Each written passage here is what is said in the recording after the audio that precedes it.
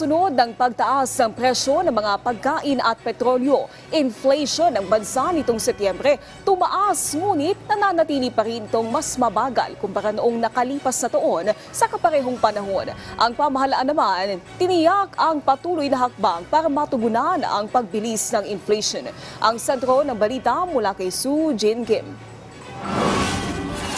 Asahan na puspusan pa ang hakbang ng pamahalaan para matugunan ang pangangailangan ng ating mga kababayan sa harap ng mataas na presyo ng mga bilihin at serbisyo sa bansa. Ito ang pagtitiyak ng National and Economic Development Authority sa harap ng muling pagbilis ng inflation o ang pagtaas ng presyo ng mga bilihin at serbisyo sa bansa nitong Setyembre. Ayon kay National Statistician Undersecretary Dennis Mapa, pumalo sa 6.1% ang headline inflation nitong Setyembre, mas mataas sa 5.3 noong Agosto. Ngunit mas mabagal naman ito kung ikukumpara sa 6.9% noong nakaraang taon sa kaparehong panahon. Paliwanag ni Yusek Mapa na nanatiling pangunahing dahilan ng pagtaas ng inflation ay ang food and non-alcoholic beverages at transportasyon, partikular pagdating sa petrolyo na mabagal pa ang pagbaba. Ito ay dahil sa mas mabilis na pagtaas ng presyo ng cereal, particular dito ang bigas.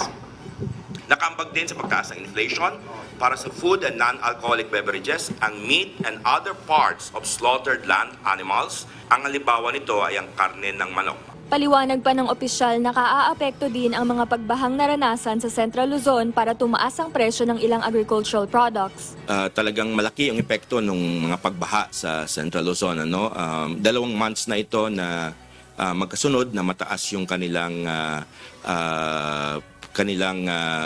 inflation rate at kinausap namin din yung ating mga officials sa Region 3 at ito nga yung explanation nila, nakikita sa mga datos na tumaas yung vegetables, prices ng bigas dahil nga dun sa epekto ng pagbaha.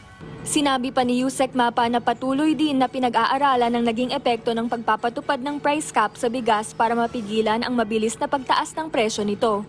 Bukod dito, aabangan din anya ang epekto ng pag-aalis naman ng price ceiling sa harap na rin ng patuloy na pag-aani ngayon ng palay. Una, harvest na.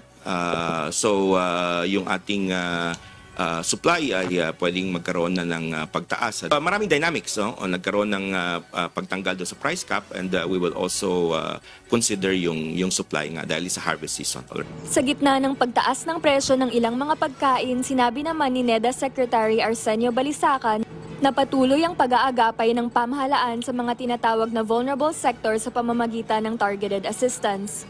Matatandaang sinimulan na ng pamahalaan ang pagpapatupad ng kauna-unahang Digital Food Stamp Program na layong iangat mula sa food poverty at malnutrisyon ang mga low-income Filipino households sa pamamagitan ng monthly meal augmentation na umaabot sa 3,000 piso. Hindi rin nakalimutan ng pamahalaan na alalayan ng mga driver at operator ng mga pampublikong sasakyan sa harap ng lingguhang oil price hike sa pamamagitan ng fuel subsidy.